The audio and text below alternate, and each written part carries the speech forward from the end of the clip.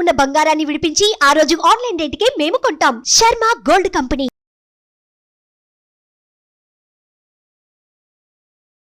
Hi, welcome to our channel. ఈరోజు మనతో పాటు ఉన్నారు ప్రముఖ జ్యోతిష్యులు శ్రీ డాక్టర్ గుండెపూడి శివ సుధీర్ శర్మ గారు. నమస్కారం గురువు గారు. శ్రీమాత్రే నమః, శ్రీ గురుభ్యో నమః. సార్, చాలామంది డే అండ్ నైట్ కష్టపడతారు, కష్టపడి సంపాదిస్తారు, సంపాదించింది కాస్త ఆభరణాల మీద పెడతారు. ఉదాహరణ బంగారం మీద పెడతారు.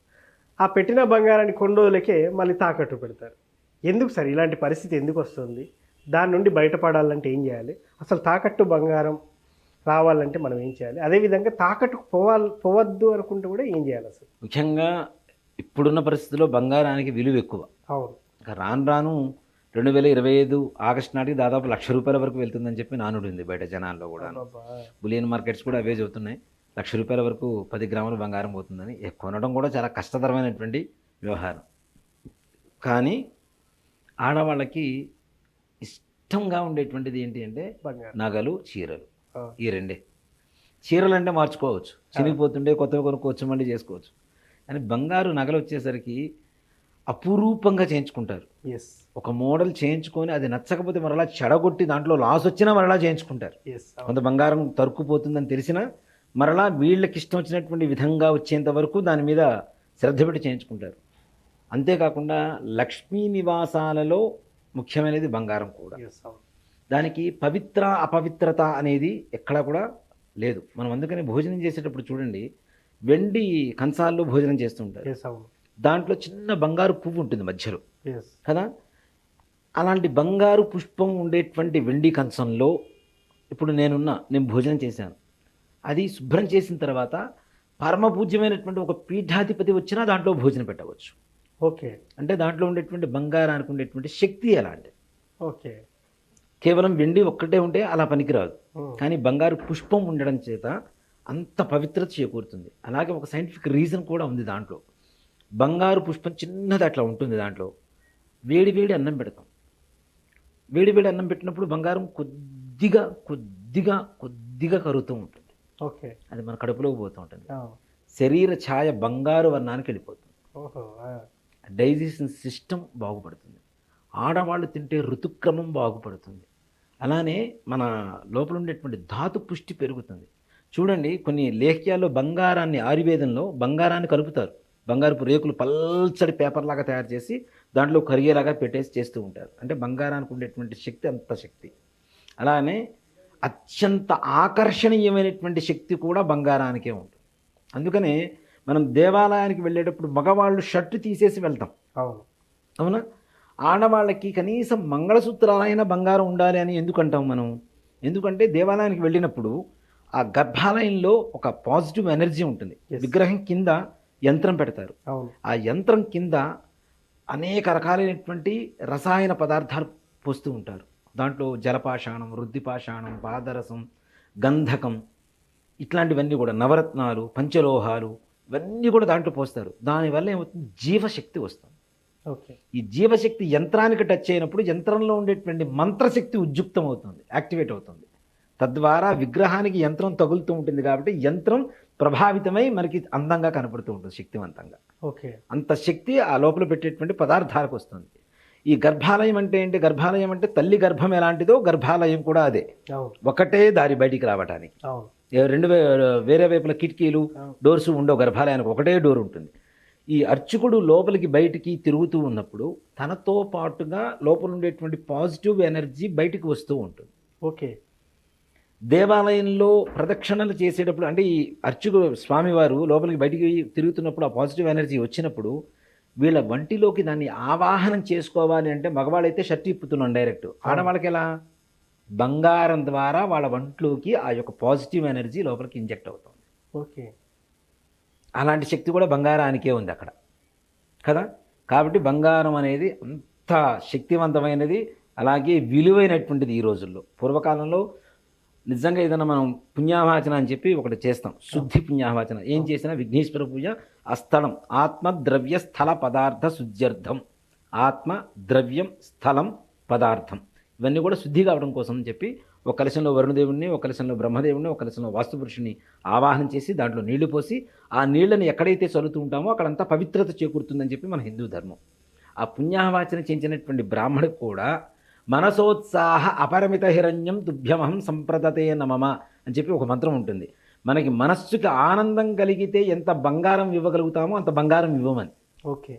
అలాగే షోడశ దానాలు దశదానాలని 26 రకాల దానాలు ఉంటాయి. షోడశ దానాల్లో బంగారం ఉంటుంది, దశదానాల్లో బంగారం ఉంటుంది. బంగారానికి అంత ప్రాధాన్యత. దానం ఇవ్వడం ద్వారా మనం చేసినటువంటి సకల పాపాలు కూడా నివృత్తి కలుగుతాయి అంటారు. ఓకే. అంత శక్తివంతమైనది బంగారం.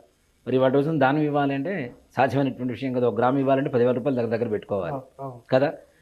అలాంటి బంగారం మనం ఎంతో ప్రేమతో కొనుక్కొచ్చుకొని ఇంట్లో పెట్టుకుంటాం. అది నిజంగానే అవసరమైన సమయంలో మనల్ని ఆదుకుంటుంది అనేటువంటి భావనతో కొనుక్కునేటువంటి వాళ్ళు కొంతమంది తీసుకెళ్ళి తాకట్టు పెట్టుకొని డబ్బులు తెచ్చుకోవడం, ఖర్చు పెట్టుకోవడం, మరలా ఏదో డబ్బులు వచ్చినప్పుడు కొద్ది కొద్దిగా కట్టడం, తెచ్చుకోవడం.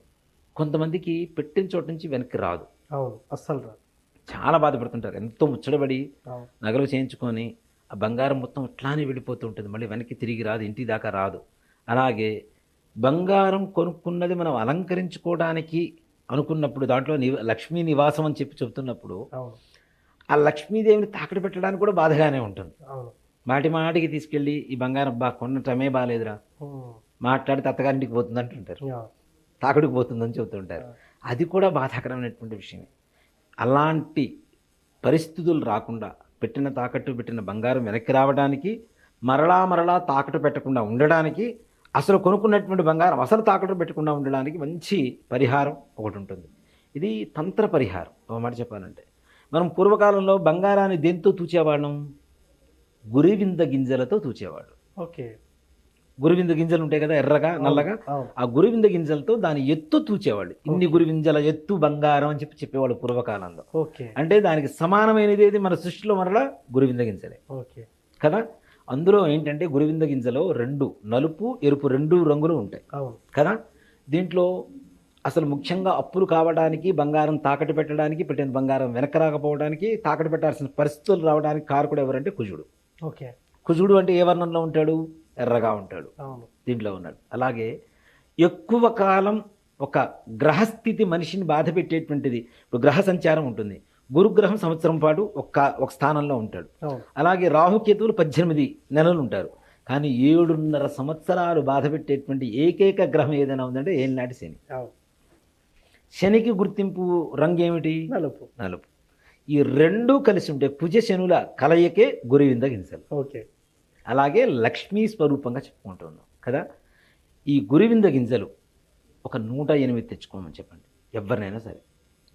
నలుపు ఎరుపు ఉన్నవి మాత్రమే గురివింద గింజలు తెచ్చుకోండి. ప్రతినిత్యం లక్ష్మీ అమ్మవారి పట్టం కావచ్చు, విగ్రహం కావచ్చు, లేదు మాకు ఇంట్లో ఇవన్నీ కూడా కుదరవు, ఏదైనా దేవాలయానికి, విష్ణుమూర్తి దేవాలయానికి వెళ్తే, విష్ణుమూర్తి అంటే పక్కన సీతాదేవి కావచ్చు, లేదంటే రుక్మిణీదేవి కావచ్చు, రాధాదేవి కావచ్చు, పద్మావతి అమ్మవారు కావచ్చు, విష్ణుమూర్తి పక్కన లక్ష్మీదేవి ఇన్ని స్వరూపాల్లో ఉంటుంది కాబట్టి లక్ష్మీదేవిగానే ఉంటుంది కాబట్టి దేవాలయం కావచ్చు. ప్రతినిత్యం ఈ గురివింద గింజలు తీసుకొని 108 గురివింద గింజలు తీసుకొని ఒక ప్లేట్లో పెట్టుకోండి. ఒకటి తీసుకోండి, ఒక మంత్రం చెప్తాం. ఈ మంత్రాన్ని ఒకసారి చదివి దీన్ని పక్కన పెట్టుకోండి. మరలా ఇంకోటి తీసుకోండి, మరలా ఇంకోసారి అదే మంత్రాన్ని చెప్పి మరలా దీంట్లో పెట్టుకోండి. ఇలా కౌంట్ మీద మీరు కాన్సన్ట్రేట్ చేయాల్సిన అవసరం లేదు. 108 ముందుగానే కౌంట్ చేసుకున్నాం కాబట్టి దాని మీద మనకి ఆలోచన అనేది ఉండదు కదా. జపమాల కూడా అందుకోసమే మనం జపం వాడేది కూడా ఎక్కువగా. ముఖ్యంగా ఎక్కడ కూడా మనం దీంట్లో 108 ఉన్నాయి కాబట్టి అది పూర్తయినంత వరకు దాని మీద మనం ధ్యాస పెట్టాల్సిన అవసరం లేదు కదా. కొలికి పూస్తే తగిలేంత వరకు మనం ధ్యాస పెట్టాల్సిన అవసరం లేదు. కాబట్టి 108 గురివింద గింజలు తీసుకొని ప్రతినిత్యం లక్ష్మీ అమ్మవారిని పరిపూర్ణమైనటువంటి అనుగ్రహం రావాలి మాకు అని చెప్పి మనస్సులో తలుచుకొని ఓం శ్రీం హ్రీం సిద్ధిదాత్రే నమో నమః, ఓం హ్రీం శ్రీం సిద్ధిదాత్రే నమో నమః ఈ మంత్రాన్ని మరలా మంత్రం ఇంకొకసారి ప్రేక్షకుల కోసం ఓం హ్రీం శ్రీం సిద్ధిదాత్రే నమో నమః అనేటువంటి మంత్రాన్ని ప్రతినిత్యం 108 సార్లు ఒక 41 రోజు పాటు దీక్షగా, అంటే తలస్నానం చేయటం. ఆడవాళ్ళైతే నిత్యం చేయాలంటే కూడా కష్టం కాబట్టి కనీసం శుక్రవారం తలస్నానం చేస్తూ, మగవాళ్ళు నిత్యం తలస్నానం చేయొచ్చు. ఇంట్లో ఆడవాళ్ళు చేయొచ్చు, మగవాళ్ళు చేయొచ్చు. చేసేసి ఈ జపం చేసుకొని అమ్మవారిని మనస్ఫూర్తిగా తలుచుకొని ఈ గురివింద గింజలు ఏవైతే ఉన్నాయో ఇంటికి తీసుకువచ్చుకున్న తర్వాత లేదా ఇంట్లో అయినా సరే ఉప్పు ఒక చిన్న మట్టి పాత్ర తీసుకొని ఉప్పు పోసుకొని, దొడ్డుప్పు అంటే మన క్రిస్టల్ సాల్ట్ అంటాం కదా, ఎస్. గళ్ళ ఉప్పు అంటాం. ఈ గళ్ళ ఉప్పును పోసుకొని దాంట్లో అవి పెట్టమని చెప్పండి గురువింద గింజలు. ఓకే. మరలా మరుసటి రోజు పొద్దున్నే దాంట్లోంచి తీసుకోవడం, ఓకే. మళ్ళీ జపం చేసుకోవడం, మరలా దీంట్లో పెట్టుకోవడం. ఈ విధంగా 27 రోజులు కానీ 41 రోజు కానీ పాటు చేస్తే తప్పనిసరిగా మీ బంగారం మీ ఇంట్లోనే ఉంటుంది. నిజంగా అక్షయం కలుగుతుంది, అంటే ఇంకా వృద్ధి కలుగుతుంది, ఇంకా కొనుక్కున్నటువంటి స్థాయిలో ఉంటాం. కానీ దాన్ని తాకట్టు పెట్టాల్సిన పరిస్థితులు మాత్రం రానివ్వకుండా లక్ష్మీ అమ్మవారు చూస్తుంది తప్పనిసరిగా. Super sir. తాకట్టు బంగారం ఎలా వెనక్కి రావాలనే అంశం మీద చాలా చక్కటి రెమెడీ చెప్పారు. Thank you very much. శ్రీమాత్రే నమః, శ్రీ గురుభ్యో నమః. చూశారు కదా, తాకట్టులో ఉన్న బంగారం రావాలంటే ఏం చేయాలి అనే దాని మీద రెమెడీ గురువుగారు అయితే చెప్పారు. ఇది వాటి కార్యక్రమం. మరో కార్యక్రమంలో మళ్ళీ కలుద్దాం. Thank you. సుమన్ టీవీలో మీ పర్సనల్ అండ్ బిజినెస్ ప్రమోషన్స్ కోసం కింది నెంబర్కి కాంటాక్ట్ చేయండి.